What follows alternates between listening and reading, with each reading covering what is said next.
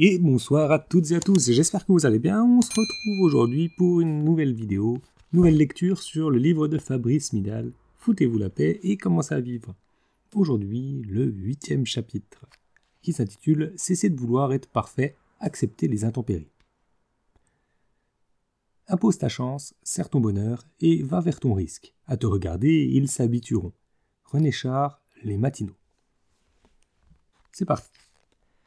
Lorsqu'il y a 25 ans, j'ai commencé à méditer, j'avais un projet. Devenir enfin moins fragile, moins timide, moins compliqué, moins impatient, plus calme, plus sûr de moi, plus solide, plus détendu. J'avais aligné tout ce que je n'aimais pas en moi et dont j'espérais me débarrasser comme d'une épine et tout ce que j'aimais bien en moi, mais là, il n'y avait pas grand-chose et que je voulais renforcer. Ma liste était longue comme le bras, traçant le portrait précis du personnage que je voulais devenir. Il ne me ressemblait pas énormément. Il était parfait, enfin aimable, pensais-je. J'étais alors persuadé que les autres étaient parfaits, en tout cas beaucoup plus proches que moi de la perfection. Je cumulais, à mes propres yeux, les failles et les mauvais points. Nous voulons être parfaits parce que nous refusons l'échec. Nous le considérons comme une catastrophe, une honte, un point final à notre parcours, qu'il soit professionnel ou sentimental. Nous sommes éduqués à oublier que dans la vraie vie, l'échec est non seulement inévitable, mais surtout indispensable. C'est lui qui nous fait grandir. Si nous n'apprenons pas à échouer, nous échouerons à apprendre. L'enfant qui ne veut pas tomber ne saura jamais marcher. Celui qui s'angoisse parce qu'il a été débordé de sa ligne de coloriage ne réussira jamais à apprendre à colorier, ni à se coordonner. La culture anglo-saxonne valorise les échecs et les inscrit dans les CV.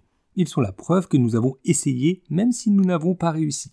Ils sont la démonstration que nous avons envie d'aller plus loin, d'embrasser la vie. J'étais moi-même un mauvais élève, de ceux dont on dit qu'ils sont en situation d'échec. Je ne passais en classe supérieure que grâce à la capacité de mon père à convaincre mes professeurs que j'allais enfin me mettre au travail. Et la catastrophe ne s'est pas produite, au contraire. J'ai eu mon bac, j'ai entamé des études supérieures et trébucher pendant ma scolarité ne m'a pas empêché de devenir docteur en philosophie. Nous condamnons l'idée de tomber, de s'écarter, de dévier du but. Edison, le bricoleur de génie qui, à la fin du XIXe siècle, a inventé entre autres l'ampoule, donc l'éclairage électrique, avait déposé, au cours de sa vie, 1093 brevets. À un interlocuteur qui le plaisantait un jour, « Vous avez quand même raté 1000 fois l'ampoule électrique ». Il avait sérieusement répondu « J'ai réussi à découvrir 1000 manières différentes de ne pas atteindre mon but pour ensuite parvenir à sa réalisation ». Heureusement pour nous qu'il n'était pas dans l'idée de tout ou rien, qu'il ne s'était pas laissé paralyser par ses échecs, encore plus nombreux que ses centaines de découvertes. Nous l'applaudissons. Mais pourquoi nous refusons-nous ce que nous admirons chez lui, à savoir le droit de ne pas réussir à la perfection dès le premier essai ce que nous entreprenons? Pourquoi sommes-nous engloutis de honte dès la prime enfance aussitôt que nous échouons? Pourquoi le mot « échec » est-il honteux? J'ai mis du temps à prendre conscience des capacités paralysantes de la peur de l'échec. Moi-même, je m'envisageais tout simplement pas de me lancer une entreprise où je risquais d'échouer. Il y a une quinzaine d'années, j'avais déjà écrit quelques livres quand j'ai reçu un appel de Catherine Barry à participer à l'émission télévisée dominicale Voix bouddhiste sur France 2. J'en étais terrorisé. Parler de la méditation à la télévision me semblait si important, si grave, que je n'en dormais plus. J'ai accepté, mais en tremblant de peur. Et le jour J, moi qui ne bois quasiment pas, j'ai avalé une bonne partie d'une bouteille de whisky avant de me rendre à l'émission. Je la voulais parfaite. L'incroyable douceur et l'intelligence de Catherine m'ont aidé à accepter d'être simplement moi-même. Ce fut une belle leçon de vie, car au fond, je ne peux être que ce que je suis. Et ce qui me semblait le plus gênant en moi m'est ainsi apparu peu à peu comme une sorte de cadeau qu'il faut apprendre à accepter. Nous voulons être parfaits pour donner une image lisse de nous qui ne soit pas entachée par l'irruption d'émotions en particulier douloureuses. Nous avons honte d'avouer et même de nous avouer que nous éprouvons de l'envie, de la colère, de la déception. Et si nous en éprouvons, nous ne pouvons plus, pensons-nous, être heureux pour de vrai dans notre fonctionnement dualiste binaire. Ce « pour de vrai » nous est capital. Nous sommes heureux pour de vrai ou nous ne le sommes pas du tout. Occulter nos émotions douloureuses ou négatives, nous en vouloir de les éprouver et de les exprimer, c'est pourtant refuser quelque chose de notre part d'humanité qui est constituée de nos joies, mais aussi de nos chagrins, de nos imperfections, de nos désarrois, de nos intempéries. Comme le répète volontiers Jack Kornfield, un maître bouddhiste américain qui transmet la mindfulness depuis près de 40 ans, méfiez-vous de celui qui ne ressent jamais aucune émotion, qui n'est jamais triste, malheureux ou en colère. c'est un psychopathe, ou alors il est mort. Étrangement, nous avons honte de pleurer en public, mais nous sommes néanmoins émus par ceux qui osent exprimer leurs émotions. Bouleversés quand un collègue à bout de nerfs, de fatigue, d'épuisement éclate en sanglots, nous ne le jugeons pas, nous le consolons de tout cœur, nous lui tendons la main sans mépris ni pitié. De Xavier Dolan, recevant le Grand Prix du Festival de Cannes en 2016, nous avons retenu la voix tremblante, puis les larmes. « Je préfère la folie des passions à la sagesse de l'indifférence », a-t-il dit ce jour-là, citant Anatole France, non pas pour s'excuser de pleurer, mais pour s'assumer.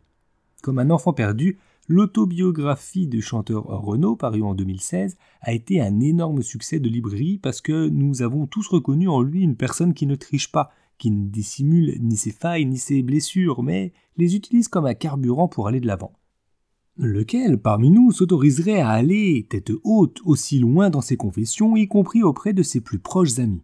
Et pourtant, quand on aime une personne profondément, c'est aussi pour ses moments d'émotion, pour ses désarrois, pour ses fragilités qui font partie de la beauté de son être. Chez les autres, nous admirons peut-être la perfection, mais nous ne l'aimons pas parce qu'elle ne nous touche pas. Pourquoi ne pas retenir la leçon quand il s'agit de nous? J'ai souvent cru qu'en osant être imparfait dans un monde qui valorise la perfection, j'allais être écrasé et laminé. Il y a une dizaine d'années, j'ai été invité à donner une conférence de carême à Notre-Dame de Paris. En recevant l'invitation, j'ai tout de suite pensé à mes 4 grands-parents, tous juifs polonais, victimes directes du nazisme. Ils avaient tous perdu une partie de leur famille dans les camps, victimes aussi de l'antisémitisme. C'était avant le Concile Vatican II, c'était en un temps où, chaque vendredi saint, les chrétiens priaient aussi pour les juifs perfides. Ils auraient été si fiers s'ils m'avaient vu, moi le juif, prendre la parole, debout devant l'autel en ce lieu symbole de la chrétienté. J'avais bien préparé mon intervention, soupesant chaque mot, mais sur le moment, pris par la magie de la situation, je me suis complètement laissé aller. Beaucoup m'ont par la suite reparlé de ma conférence. Ce n'est pas la logique de ma réflexion, dont j'étais si fier, qui les avait frappés, mais mon émotion. Il en était toujours ainsi. C'est quand on est le plus à nu, le plus authentique, quand on ne triche plus, que l'on trouve la possibilité de rencontrer les autres pour de bon. Comme s'il y avait un risque qu'il faille nécessairement prendre pour que s'ouvre une transmission de cœur à cœur. Chercher à être parfait, c'est étouffer en soi cette source si précieuse. Notre obsession de la perfection nous amène à exercer à l'égard de nous-mêmes un harcèlement moral qui tomberait sous le coup de la loi si nous l'appliquions à l'encontre d'un tiers. Parce que nous voulons être parfaits, nous nous interdisons de reconnaître nos réussites, nous estimons que tout ce que nous faisons n'est pas assez et nous nous dévaluons en permanence en nous comparant aux autres. J'ai obtenu une promotion? Certes, mais mon collègue a eu une promotion bien plus élevée. Il a donc été meilleur que moi. J'ai parcouru ce matin 7 km à vélo. Mon frère ou mon voisin parcourt ses 12 km par jour. J'ai réussi un examen. Je n'ai aucun mérite. Ce n'était pas si difficile, etc. L'injonction du perfectionnisme commence à l'école avec cette remarque que tous les élèves ont vu griffonner sur leur carnet scolaire « peut mieux faire ». Et dans mon cas, elle l'a été plus d'une fois. J'en éprouvais d'ailleurs une immense frustration. 25 ans plus tard, je ne suis toujours pas parfait. En méditant, rien de ce que j'avais prévu ne s'est passé comme je l'avais espéré. J'ai conservé mes défauts et mes qualités, ma sensibilité et mes fragilités. Mais mon rapport à eux a complètement changé. Mon attitude violemment agressive à l'encontre de moi-même s'est effacée. J'ai cessé de vouloir être parfait, et pour tout dire, je m'en fous. Je ne confonds plus l'ampleur d'une aspiration avec la cruauté du perfectionnisme. J'ai sans doute déçu un certain nombre d'aspirants à la méditation en les prévenant d'emblée que méditer ne les rendrait pas parfaits, en leur disant que méditer, c'est prendre en vrac tous les éléments qui les constituent et enterrer la hache de guerre. Méditer est un acte de bienveillance envers soi, un oui profond. C'est là un mouvement puissamment libérateur dans notre société dominée par une vision perfectionniste qui n'a absolument rien à voir avec la réalité de notre existence humaine. J'en ai certainement étonné beaucoup d'autres qui me demandaient à qui s'adressait la méditation, sous-entendant que seules les personnes ayant un tempérament déjà calme, déjà méditatif, des personnes en quelque sorte parfaites, pouvaient se lancer dans cette aventure. Mais c'est faux. L'un de mes voisins était un homme d'une grande intelligence, un architecte talentueux. Je l'aimais beaucoup malgré son cynisme. Il se moquait évidemment de la méditation. Pour lui, la seule chose qui comptait était d'être fort et actif. S'il y avait un problème, il fonçait. Ceux qui avaient des difficultés, qui étaient traversés d'angoisse, qui souffraient de dépression ou d'addiction étaient, à ses yeux, des individus trop faibles. Il haussait les épaules quand je lui parlais de tous ceux qui souffrent de violences infligées par notre société, du suicide qui est la première cause de mortalité chez les jeunes, de la dépression qui, selon l'OMS, est la deuxième cause des arrêts de travail chez les Occidentaux. Il ne voulait pas m'entendre quand j'insistais sur l'inhumanité de notre système. Quand j'essayais de lui expliquer que apprendre à s'écouter et à se foutre la paix n'est pas un acte de faiblesse, cela le laissait froid. Il était sûr de son fait. Quand mon voisin a été diagnostiqué cancéreux, il a su, dans la foulée, qu'il n'en avait plus pour très longtemps à vivre. Il a été opéré, mais après cette opération, l'homme que j'avais connu comme un taureau fonçant droit devant était désormais à terre. Je lui ai proposé de méditer avec lui. Je m'attendais à ce qu'il m'envoie promener, mais à ma surprise, elle a accepté. Et pendant 3 mois, tous les jours, je suis allé chez lui. Nous pratiquions ensemble pendant 20 minutes. En quelques semaines, il a pu faire la paix avec lui-même, et il a préparé sereinement son départ. Sa famille me demandait comment j'avais réussi à le transformer.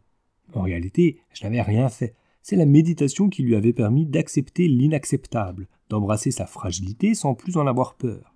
Malgré la maladie, la chimiothérapie et l'imminence de la mort, cet homme était devenu rayonnant.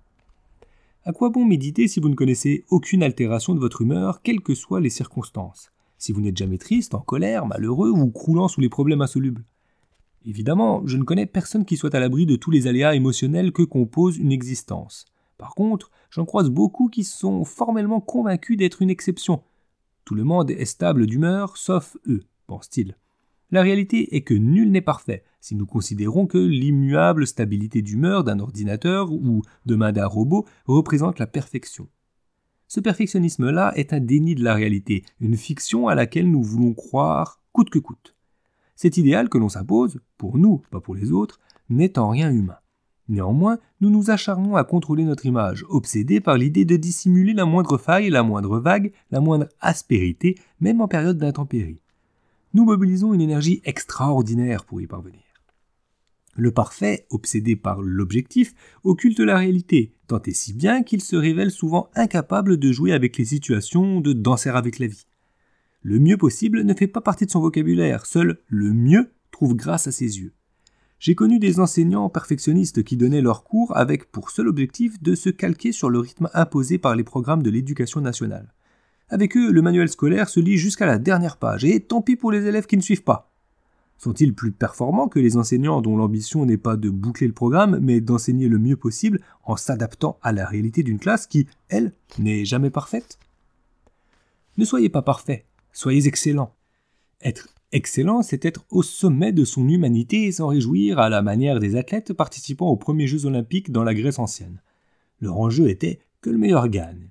Les athlètes d'aujourd'hui sont, eux, dans une logique perfectionniste. Pour être pleinement satisfaits, il ne leur suffit pas de gagner, il leur faut battre un record.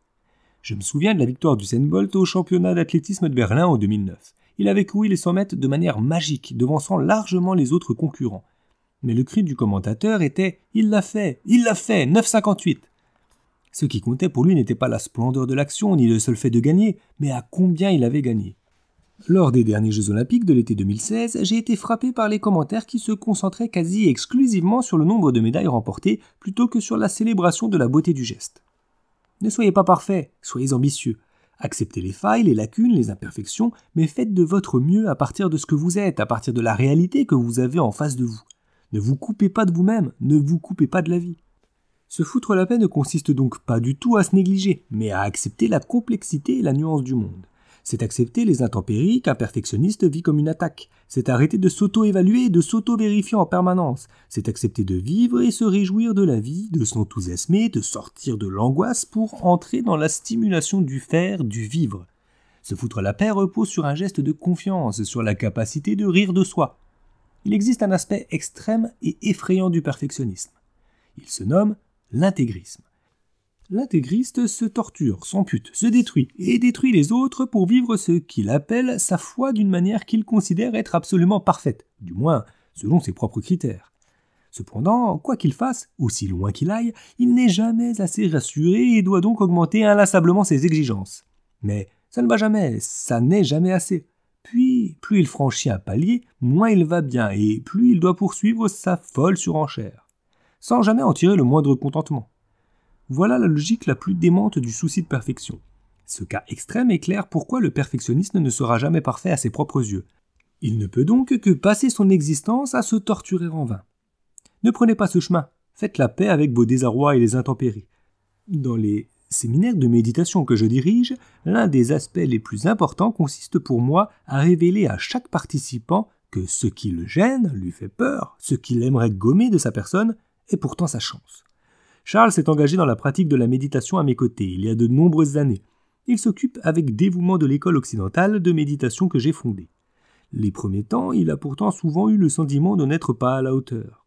Sans s'en rendre compte, il se mettait une énorme pression sur les épaules. Une pression aussi forte qu'elle l'empêchait de s'appuyer sur ses propres talents, d'aller vers son risque.